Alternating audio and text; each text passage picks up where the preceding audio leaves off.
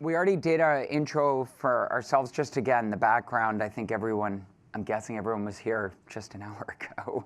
So again, I started at Amazon in 1999 and have been doing this for like 19 years, focused mostly on Amazon, but we also do work on other marketplaces as well. And when Google first did the product search API and all of those components, we did a lot of early work, partnered with the Google Shopping folks to help them understand how people were using Amazon feeds. Very good. I'll advance it for us. And now, or do you want to hold it? Yeah. It's a control thing, you see. It is. So yeah, you know me, I'm Lou Hemming. I've been at Google for about a year and a half now, so I run one of the biggest consumer electronics clients that we have across the UK and some of the HQ business as well. So that's quite complex and challenging, both internally and externally, but it gives me lots of juicy challenges to get my teeth into. Prior to Google, I was head of client sales at a company called Quantcast, to a programmatic display company. And then prior to that, I was at The Guardian for 10 years running their client sales teams for different verticals. So I've been around probably more than I'm going to admit. And that's it. So Eric and I are going to talk about this first little bit together, and then we're going to dive into the different platforms separately. Yeah, we had this idea as we were preparing this, was the idea of, look, if you're going to present Blackbelt, what if we did something really innovative, which is, I was going to say first, advance this slide, but what if we did something really innovative, which is, if you think of Google and Amazon as two parts of the same funnel, right? So you've got your normal purchase funnel here, your awareness, interest, desire, action. And the interesting thing is that black belt tactics can have effects all the way up and down the funnel, but you have to understand where the different platforms play.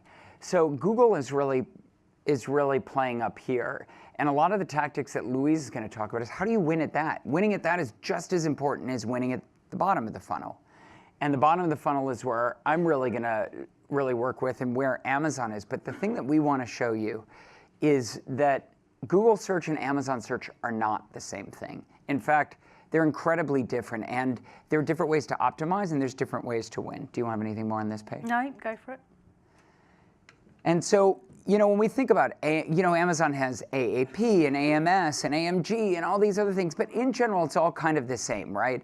You're further down the funnel. So you've got, you've got brand name searches that are 2.5 times more popular versus Google. If people are looking for something they know they want to buy, the expression, the example that I like to pick is, last time I was speaking at Internet Retailer in the United States, and this guy came up to me and he says, hey, we're the largest women's intimate manufacturer in South America and third largest in the United States. And he said, I want to talk to you guys about managing our Amazon marketing, but I don't want you guys to do any keyword work. We are so good on Google. We've got such great stuff. I want you to just take our Google stuff and redeploy it. And I said, okay. I said, well, let's talk in a week and bring, come with your Google keywords. It's like that's something on a, a card, right? Yeah, but and he says to me, and he brings it, and I said, well, what's your #1 search? And he said, how to fit a bra. And I said, nobody's searching Amazon for how to fit a bra. People are searching for Amazon for black, strapless, cocktail dress, no wires or something. And it's just something that is so much more specific and is different, and you have to win on both sides. That's right. I didn't think I'd be up here today talking about bras, so that's quite a nice good. surprise. Thank you. I didn't give you a warning because I figured Amazing. Fly without a net, right? Yeah, and Eric's right. It's that balance between the two platforms, right? And it depends what your objectives are with the consumer. And obviously, Google isn't just about AdWords, and we'll talk about that in a little bit. But Google's very good at driving people into stores, for example, and understanding locations and context and stuff like that. And I'm very good at understanding broad intent and looking at incrementality and all those sorts of areas. So yes, they're both in the marketplace. Yes, you can deploy different tactics on each. You shouldn't just have a one strategy which pairs over to the other, because that will not work for you very well. So yeah, that's what we'll both touch on today. And no matter what, the next slide is true no matter what. The best place to hide a dead body is page 2 of Amazon or Google search. No matter what, this is true. And I just love this, right? Who doesn't want to wake up right after lunch with the blood still wet on the Anyway, all right, so I'm going to let you take the lead for your section, then I'll come up, and then we're going to join up at the end and share our thoughts across both platforms. Thanks, Eric. So I am going to just talk you through, because I've got 20 minutes, so it's short and sharp and sweet. If you've got any questions following on for this, I'll be very, very happy to answer them. The 6 things I'm going to talk you through are actually in their individual areas quite deep and can be quite complex. So I will do my best to simplify and summarise these for you.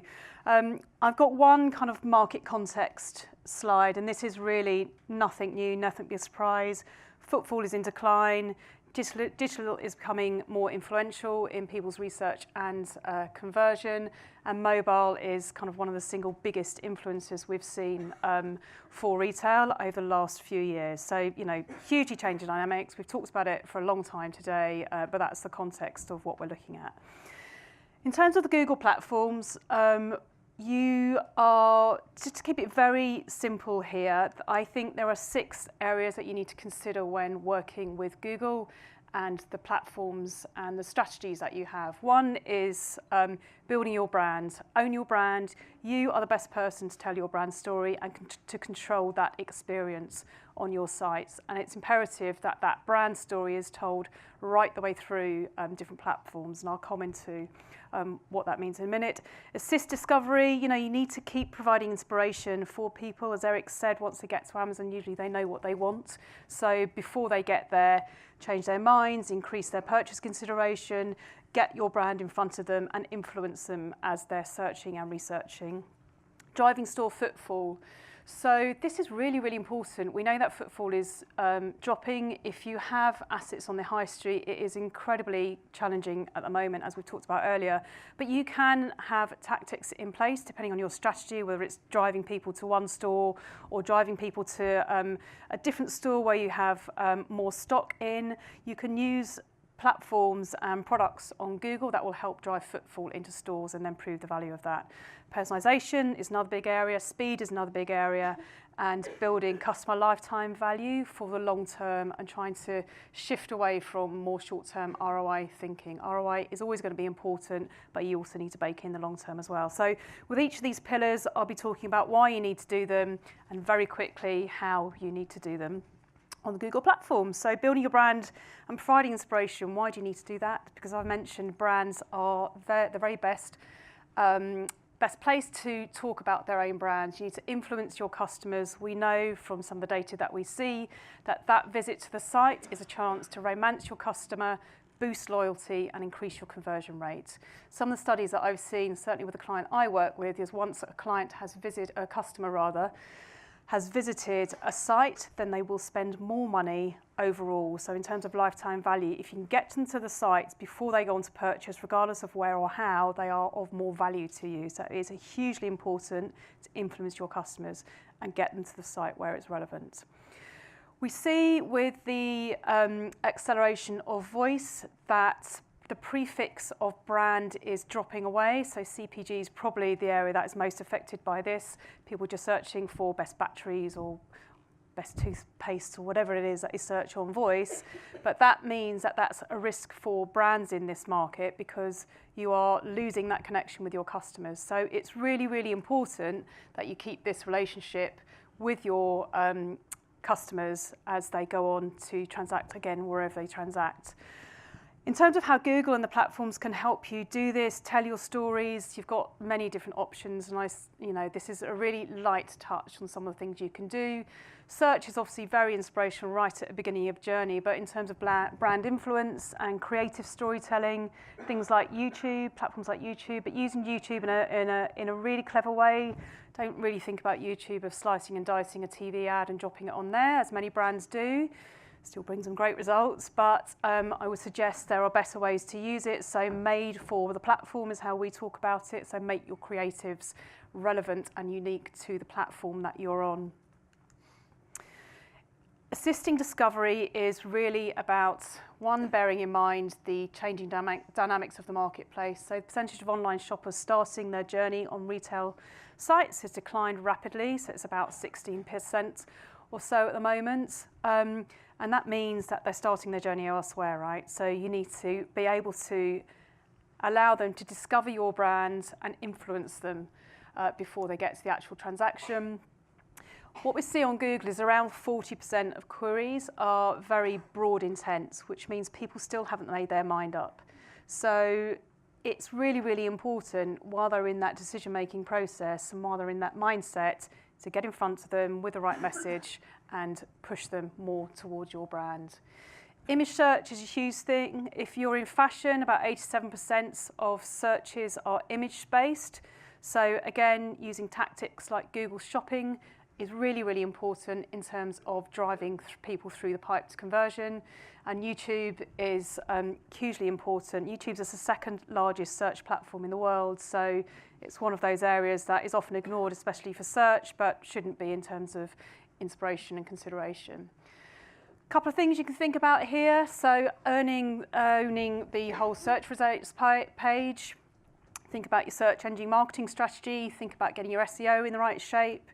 And also shopping. If you can combine all of these three things, then it can lift your conversion rates, have a huge impact on your CTR, and have also a huge impact on ad recall. So it's owning that whole experience on the search page is one thing you can think about if you're not already doing that. Other things, if you're reasonably sophisticated on YouTube, for example, you can use TrueView for shopping.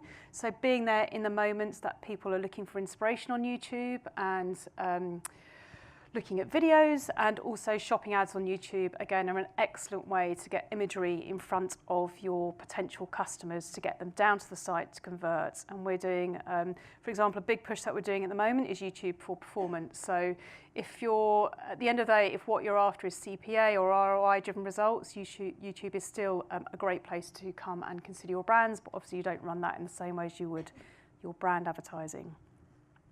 So, store footfall, a big bane of contention if you do have high street or retail assets. We know that store footfall is falling, but as Patrick said, actually, you know, a huge amount of people still buy in store, 85% of them in the UK. So they still happen in store. Football's dropped about 3%, depending what time period you look at. And about 12x purchases in store involve Google over Amazon. So again, it's really important to think about, it doesn't just end with someone searching and going on to convert, it actually ends with wherever that conversion or transaction happens, quite often through a search that's then into store. And we'll be talking about some of the tactics you can think about driving footfall, but also linking that footfall drive back into search and using data to prove the return on ad spend on that. We know that customers are researching more heavily and using digital platforms to do that. So 59% of customers will, approximately 59% will research before they go on to purchase online. 75% will conduct a local search research, so what's near me right now, what's in stock. So shoe was a good example I talked about earlier about telling you exactly what shoe size they have in stock, so you can go and click and collect or go and reserve it so you can go and try it on in store. And more people we're seeing are checking what's in stock in their local store near them. So again, it's really important that you get your local strategy right if you've got stores on the high street. The good news is, even though footfall's dropping, once they actually do get to store, they're spending, bless you, they're spending more money in store. So about 3 times more money than they were about 5 years ago once they actually do get into store. And then what we've seen also from the data that we have is about a 10% increase from consumers who've clicked on a search ad, then gone on to do a store visit. So again, the influence of tactics like search to drive into store are hugely important, and please, I would beg you not to just think of search as just a simple assist and discovery online tactic. It's not, it's hugely important in driving store visits. So the next slide, I apologise, it's not one of my favourite slides, I have to say. It's a bit, I don't like grids, but there you go. So this is pretty much a really good view on all the tactics you could look at for driving footfall into store. I wouldn't suggest you do all of them, but a lot of them actually are really quite interesting. So things like affiliate location extensions will tell you if you're a manufacturer, which retailer, so John Lewis or Argos or EE, which retailer is supplying the thing that you want and what's nearest to you. And you can do all sorts of things like bid by distance, so you can increase your bid if the store is within a sub 1 mile radius of where the consumer is searching. You can do things on Waze now, so Google own, I don't know if, I imagine most people use it, it's brilliant, I love it, so it shaves about 2 minutes off journeys, excellent. So Waze is really good, but actually you can do some quite cool things with Waze and do branded pins, and when people are stationary in their cars, you can do zero-speed takeovers, so you can kind of have an ad within the app itself. So again, depending on what your tactics are, if they are just purely and simply driving store footfall, there's a product for you at Google to, one, help do that, and two, prove the value of that. If it's tying a search to a purchase, you've got products like store sales direct, so someone clicks on a search ad, goes in store, does a transaction, hands over an email address, and we pair that with the search ad. Again, you can prove the efficacy of search to drive in store. Or it might be a stock control thing, and you can use different ad formats to drive, again, people to the right stores, depending on where you need to shift more stock. So in-store's a huge area for Google, offline to, or online to offline rather.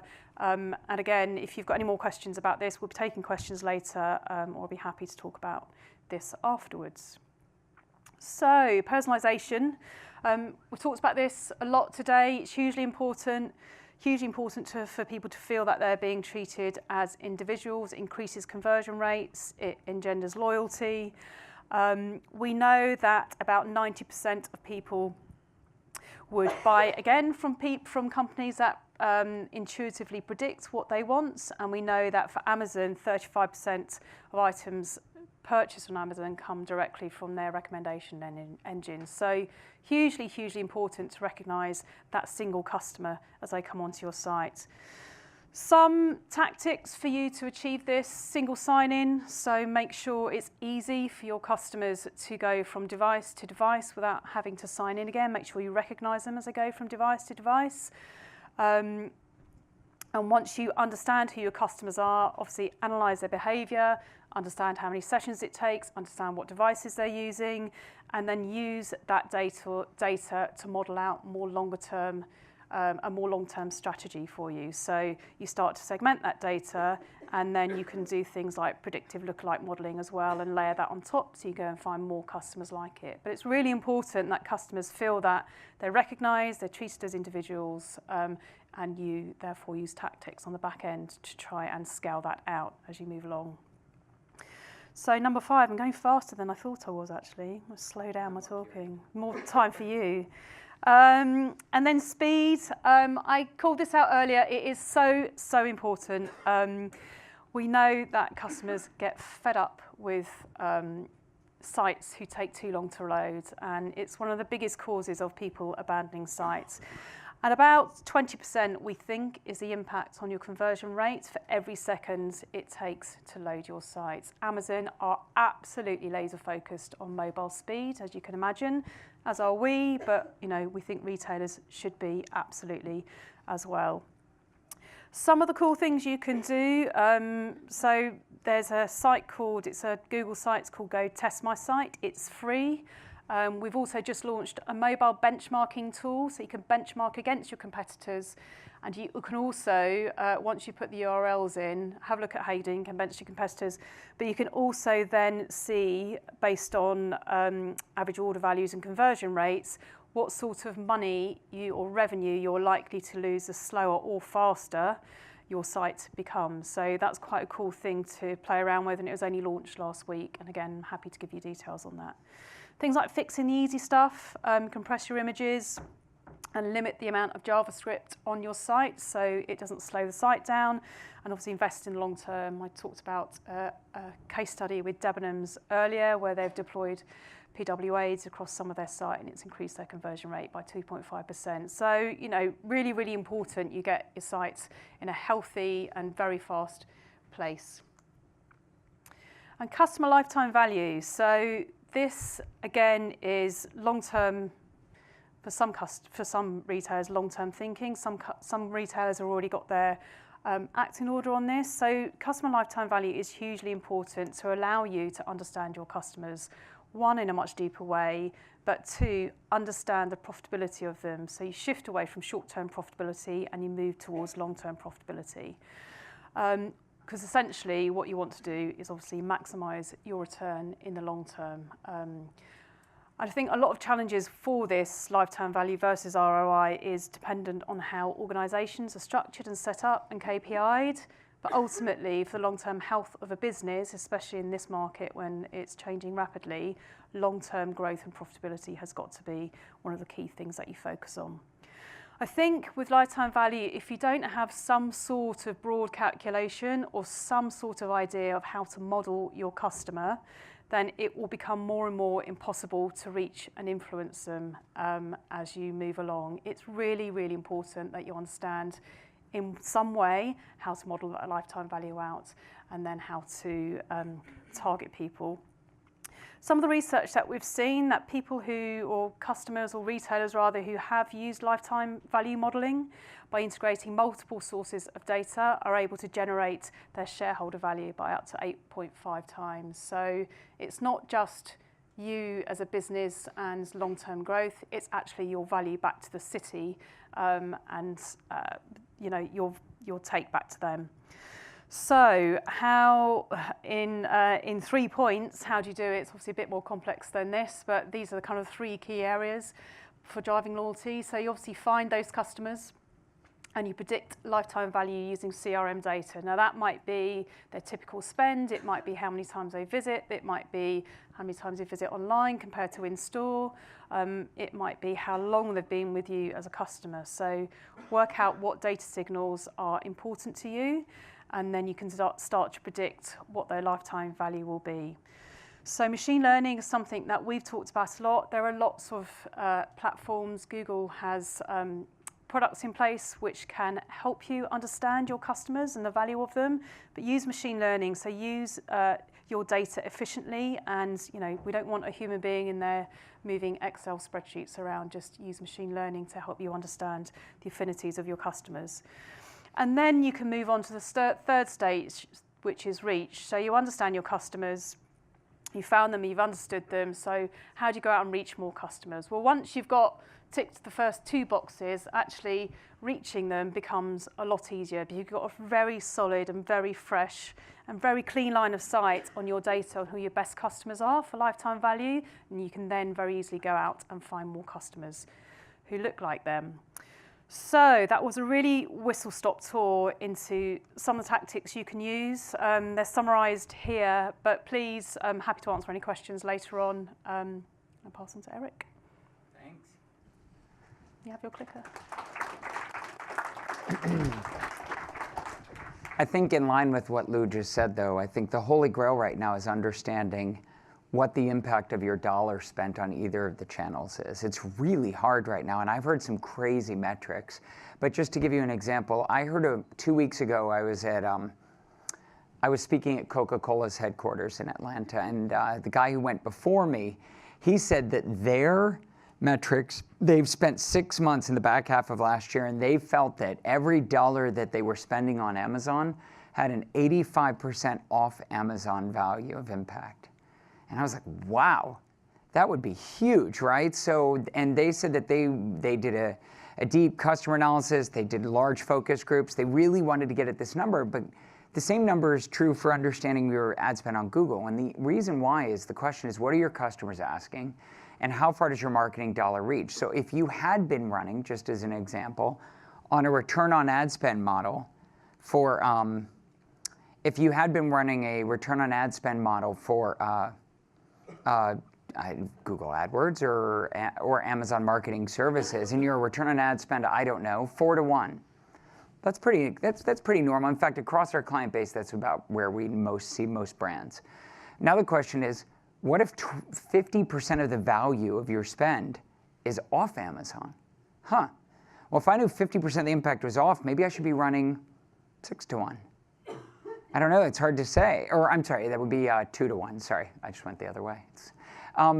But it's really hard to know. But once you have this data, you can use it. It becomes a math problem of how far is my reach and how worth it is it to me for me to get it right. So Patrick asked me, and the Salmon team here asked me to speak a little about concrete strategies we see from some of our larger brands. And so I'll bring some of that in here. And I think in the end, we're coming back and cooperate, and we'll come back and collaborate. But first, just in case you missed it, any of you, did this look like any of you when I spoke before? I hope not. But anyway, I kind of loved that picture, right? So just in case you missed it, a 10-second review, because this is all going to be really critical at the end, and you're going to say, why didn't he show us any really great marketing campaigns? I may show you marketing campaigns. I don't remember what I stuck in here, but it's going to be great. But the key points are to remember that most of Amazon happens in what we call marketing operations or operational marketing. Amazon really, you win on Amazon by getting the fundamentals right, the bottom of the pyramid. Having advanced operators on your team, having the right assortment that people are searching for. If you can remember my example from Allen air purifiers, they are really heavy into testing what people might want. Integration, supply chain, it's incredibly complex to do that. I met 2 weeks ago, I had this privilege of speaking at Checkout, which is a retail-focused, retailer-focused and checkout-focused WPP conference in South Beach in Miami. And this woman came up to me afterwards and she said, yeah, we're the largest canoe manufacturer in the world. And I said, really? And she said, yeah, we're dying to get Amazon right. And I said, right. And I said, well, what are your biggest challenges? And she goes, we sell canoes. The average store has 3 kinds of canoes in it, but they make 150.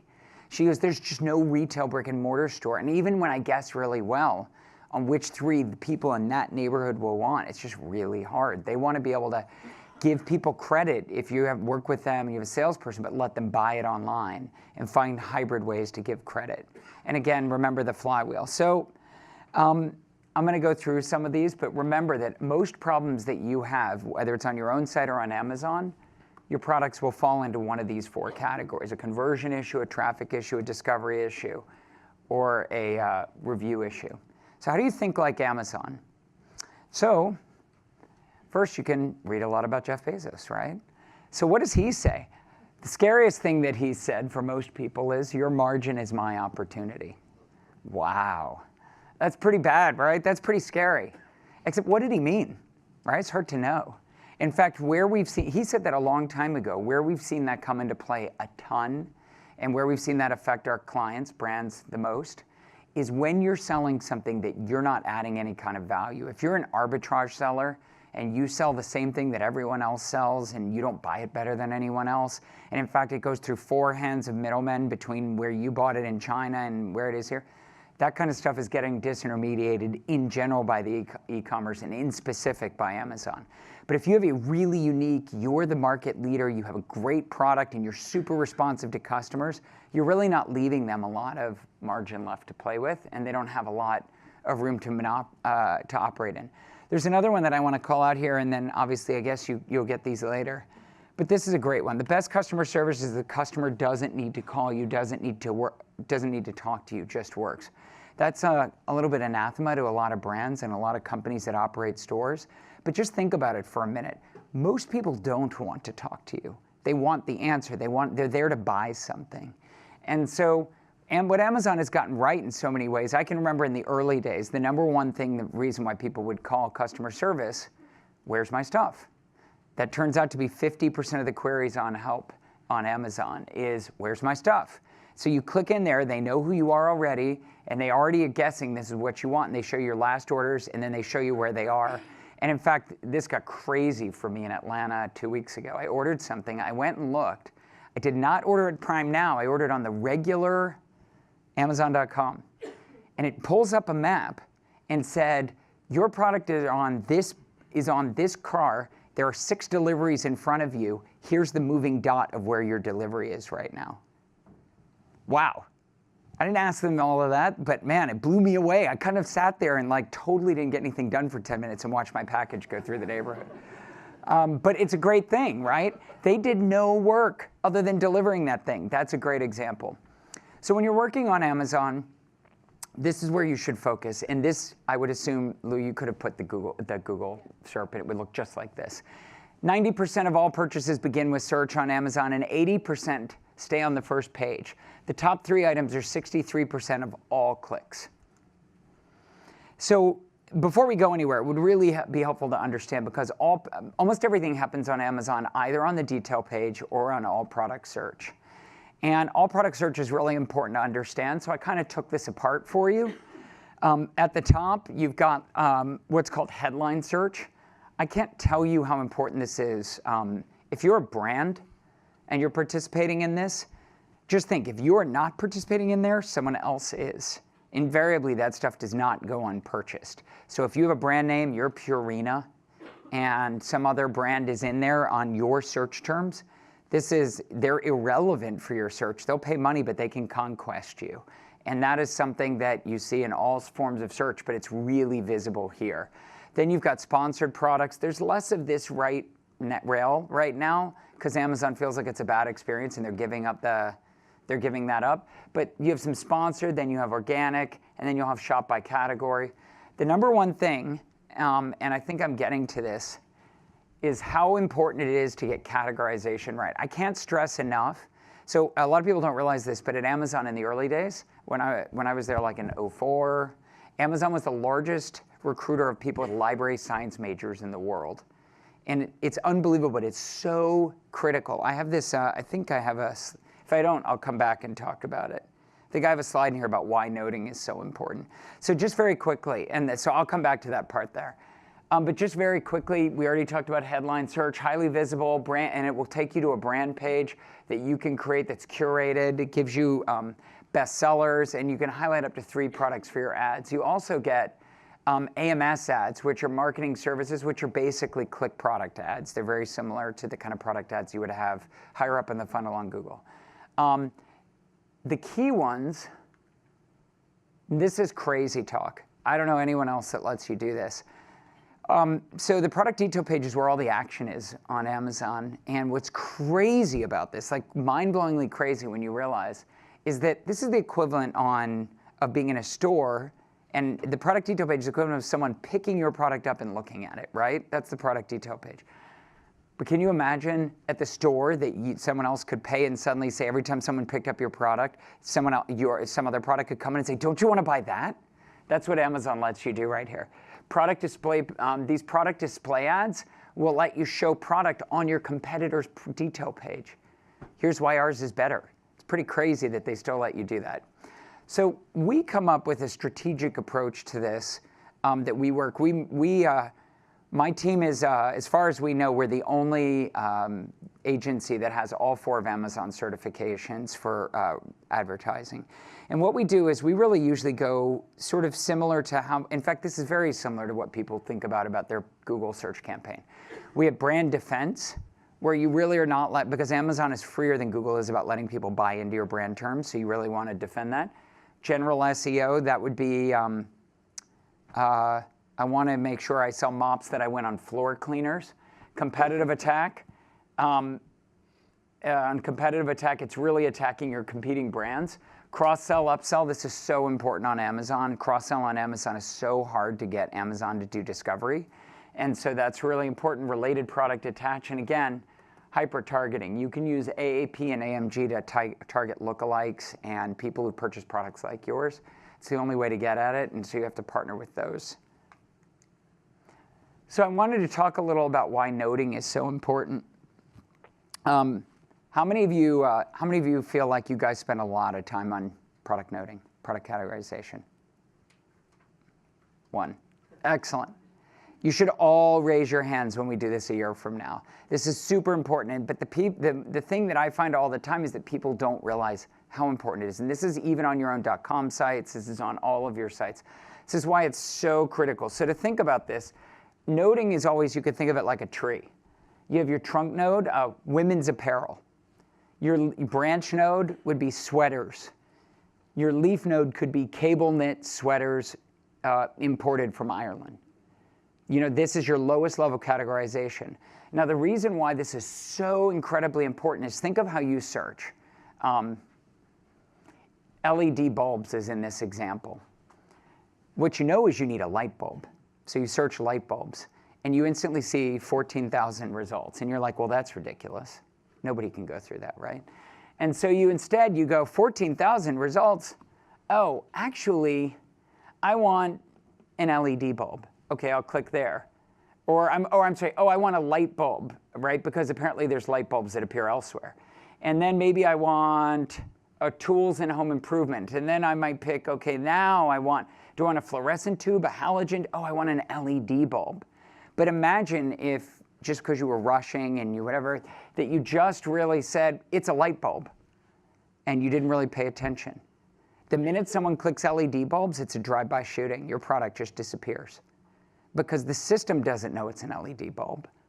So this is true no matter which case you're. If you're in Google product search, you're in Amazon product search, if you don't always, this is why we often talk, I have a whole other talk about how to build the right e-commerce team. And I'm sort of infamous for poking the bear and saying that the second most important person on every e-commerce team is like a 1 year out of college intern whose only job it is to make sure this data doesn't get corrupted. Data like this, your basic product data gets corrupted all the time in e-commerce. And it's incredibly controversial to say this, but your second most important e-commerce person is someone who's like $28,000 a year, who just, all they do is keep your data clean. It is so important. And if you're better than your competitor, you will naturally win more than they will win. A few other examples of stuff that we see working that you can apply anywhere but is really working on Amazon. How many of you know who Anchor is? I love this. I bet all of you actually know who Anchor is, and you just don't realize it. They're the second largest seller on Amazon. The largest is a company called PharmaPacks that sells some other products. Anchor sells their own products. They were started by 3 ex-Googlers and who knew a lot about search. And this is crazy.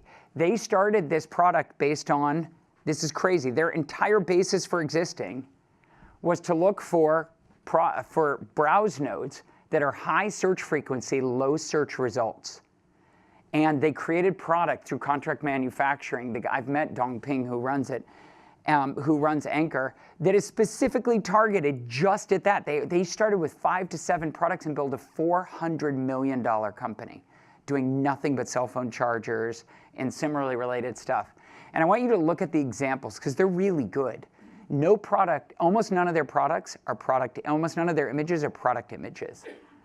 They work to make every image that they display in e-commerce a magazine ad that answers a question. And we recommend this to all of our clients. And this is great no matter whether you're looking at your own website or Amazon. Your first image is a white background, but you should be massively creative for every other image. 6 times more plaque removal, angled neck for better cleaning. Look how happy she is. Look how happy you're going to be if you brush your teeth with this thing. This is the #1 recommended by dental professionals. It almost doesn't matter. It's #1. Look at these where you've really exploded out why this thing is better. Look at this. Oh, it's got an absorb away liner. And then finally, remember, people are on mobile where they're not reading bullets. So many these on mobile are incredible because they're more than half the real estate on the page. And then finally, if your product has high return rates, use images to communicate difficult sizing things. Don't forget the 3 most important things on the Amazon detail page are the title, the bullets, and the images. On bullets, they should be formatted. So many people try to just keyword stuff. It's not about keyword stuffing. It is about telling a narrative, telling a story. Then again, that you want complete English, you want to think FAB, feature, advantage, benefit. Benefit explanation should always be concrete. Here's a great example. This feature will do that. And then finally, I don't think that says caress. Oh, carries. That's really distracting. You want to caress the second highest weight. Carries the second highest weight in search. So you want to make sure you always use 5 bullets. Can anyone guess why you don't want to do 4 bullets? Because someone else will put up the 5th bullet and it won't be what you want. Whatever it is, I guarantee it won't be as good as your good, high quality content. If you're going to sell on Amazon, use every single component. Everything you leave blank is an opening for someone else to describe your product a different way. We had one of our clients, they're the largest floor care, industrial floor care seller. And weren't even planning to sell that much on Amazon. They had a huge problem though. Someone, third party, their company went out of business and they uploaded all of this old restaurant supply stuff and they said, works on every floor. Guess what? It only works on concrete floor. It eats wood floors. And someone put works on every floor in the bullet because they didn't use it. And they had huge return rates for products they sold. So you want to always think about if you are the authority on your brand, be the authority on your brand. Make sure you take advantage of traditional A+ content. A+ is the long form that's underneath the main part of the page. These are a little hard to read here, but let me get across what the message is. The message is use pictures to tell stories that people don't like to read. So use pictures to tell, this is a really expensive Calphalon dinnerware set, cookware set. Is it nonstick? So we went through, mined all the keywords, and then went back and said, what are people keeping from buying? People are worried it's not really nonstick. Oh, we showed a picture of an omelet sliding off. Will it go in the dishwasher? Yeah, it goes right in the dishwasher. And then don't forget the final thing, always use comparison grids. And even on your own sites, use comparison grids. The reason why? Because people don't always want the expensive one you want them to buy. It allows you to let them trade up and down themselves. This is one of the most important tools on Amazon. If you put a product, no kidding, we were laughing last night about a client that came to us. They were insistent that they wanted their marketing message that went on Subway ads to go here. And it was like some sort of spicy snack. That was the left one. And they wanted the next, second, third, and fourth to be other things that are hot. Surface of the sun, whatever and whatever. That's a bad way to use this because you can't buy the surface of the sun. You're completely wasting a great chance to drive that. A few other things that are very, and I think I'm pretty much getting close to the end. There's some very, very cutting edge stuff. Bose is a great example of a company that has a problem that some of you may have, which is they sell an expensive they sell, like for noise canceling headphones, they sell a $69 product for $300. And it's really complicated because in reality, the market has defined that there is a huge number of highly rated, inexpensive noise canceling headphones. Same thing here. So what do you do if you're Bose? Do you give up? Do you decide when no one's going to? No, they are really on the cutting edge with some really advanced. So the first to do something called Enhanced A+. I think I can link to it from here, but I'm not going to try and do that and take up a bunch of time. Long story short, look up this product, the SoundLink Revolve. It's a really impressive thing. The first thing you will look at it and you'll say, oh, looks just like a TV ad. So it's a great way to start thinking, where is the market going? The market is going to a place where if you have something that differentiates your product, you will need to do something special to get that visible. Again, the brand registry, if you don't use brand registry and you do sell on Amazon, use brand registry. It basically allows Amazon to understand that you're the authority. You can't, if you're about to raise your hand and say, Eric, how do I get people that are selling my product too cheaply off Amazon? That's a whole nother discussion. But if you said, how do I get people to stop corrupting my content? Google or the brand registry or talk to me afterwards and I can talk to you about how to do this. Okay, I think this might be my last. We'll see. We're close to last. Oh, I am at last. I think we're next. So I wanted to show you a way to put it all together in a funny way. I don't know why I've all been on supplements today, but hopefully one of you thinks about supplements apparently as much as I do. So this is a client of ours that had, and I hope you all have a sense of humor at the end of the day, because this is kind of funny. So this is a client of ours that not only had a sense of humor, but they sell really, really well, but mostly to senior citizens, almost entirely through something called Magalogs, which are giant dedicated catalogs to one and only one product. And they sell almost not at all online. And they came to us and said, how do we get? So we started looking at what people were saying about their product. And what we found is the number one problem, people didn't know what it did and they didn't know how much to buy. So if you look at what we did, this thing comes in 60 soft gels. What we did was 60 capsules, 30-day supply. You'll notice we put all these things in the keywords of why you would buy this in the title. Now, this you can't see a little, just, I don't know if you can see it on the other side. We renamed the variation types. Instead of being what, as brands think, oh, it's either 60 or 180. No, it's a 30-day supply or a 90-day supply. That's the name of the variation. It's so simple, but it's so simple and so easy to change, and yet massive increase in conversion. Now, who can think of the number one reason, who knows the number one reason why people return mail order supplements? Ooh, ooh. Oh gosh, I love it. I should have paid you to say that. You're exactly right. But everyone knows how big a penny is in the United States. So we replaced every one of their first images with this. We took a picture of the pill, we put a ruler, we put a penny. And this reduced returns on size by 95%. So simple, but because you can't hold it and see it, even when you're in store, by the way, you can't do this. Next, people were complaining. There was so much negative feedback. It's so important, by the way, that you read all of your negative feedback. And there's so many people complaining. They said, I think this has X in it, but I can't quite tell. Because they had gone, and this third image for them was the back of the bottle. Well, the bottle's curved, so you don't see it well. So how do you fix that? Well, someone had to print the label. So we just took the label instead of taking a back of the image. This is like, right? Seems so obvious, but you would be shocked how little we see this, which is we just said, can we have the original image for the label? And then we uploaded that instead of the back of the bottle. And it was just, we saw almost zero people saying, hey, how much fat's in there? What % of the daily value? Because on the rounded bottle, they couldn't see this. Now, next, this thing is fish oil. Who knows the number one reason why people return fish oil? Come on, you're all giggling. Someone knows. I already picked you. Anyone else? Anyone else? Come on. Taste and, come on, let's get bold here. Smell? What kind of smell? Fish burps. So we replaced an image with this. 9 out of 10 customers report no fish burps with their product. And we did the research. More than half of all customers reported having fish burps with the other guys. That's right. You're going to like this, and you're not going to burp up fish all day. That's great. That's huge. But as funny as this is, I do want to say, as funny as this is, what's really important is to think each of these used to be a picture of the product. Now they're a message. Imagine you're some millennial who goes into a store and is completely frustrated that no one has ever heard of it in the store, doesn't know what to get. What would you tell them?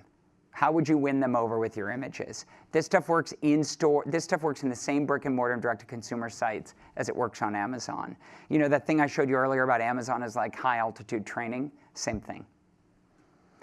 So I think I have one, I'm sorry, I do have one more slide before Louise and I get up with chairs, which is one thing that's a little disconcerting is that no brand is big enough for Amazon to care. I know that you may have a good relationship, you may have just met with someone that you really like. In our experience, if you get too close to who you work with at Amazon, they'll move them.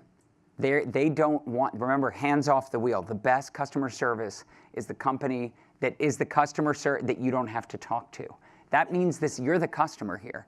They don't want to talk to you either. And so you have to think, how do I do things that matter to them? Well, one of our best advice is to do things that match their direction. Great, you are the largest seller of shaving cream in the world. That's relevant, but they have a lot of shaving cream. If you went away tomorrow, they would find ways to hit that search result. So the best thing to do to get what you wanted to reach your goals is to try and get direct access to the assortment from brands and merchants. And what do I mean by that? Get your product listed directly. List as much of it as you can, because if you don't, they'll get it from somewhere else. Make sure all of your products are available for prime purchase, faster delivery. There are a lot of questions we get asked about. Amazon approached us about doing a private label. Should we do one? The answer is almost always yes. I can tell you when it's no offline. Local assortment, including local retail and retail innovation. Amazon cares a lot right now about speed, local delivery, Go, Whole Foods. They care a lot about these programs for students and moms and other things. If you want to be right now, like, I wish I could show you this afterwards. Amazon for Business Alexa. Have any of you seen this? It's crazy. It has, for Alexa, it has location-aware utterances. So what you do is you put the Alexa dot in every meeting room, and you say, who has this meeting room right now, Alexa? And she'll tell you who has the meeting room. Then you say, Alexa, order more markers. Well, I have little kids, right? But she knows locationally that I'm not at home. I'm in meeting room 12A, so she knows they're not Crayola washables. They are whiteboard markers. So think about things. They are really interested in B2B. They are really interested in voice. If you want to really make sure that you are doing things that hit your goal, try and do things that are hitting their goals. And I think you got me and Lou, and I'm only maybe 2 minutes over. Maybe.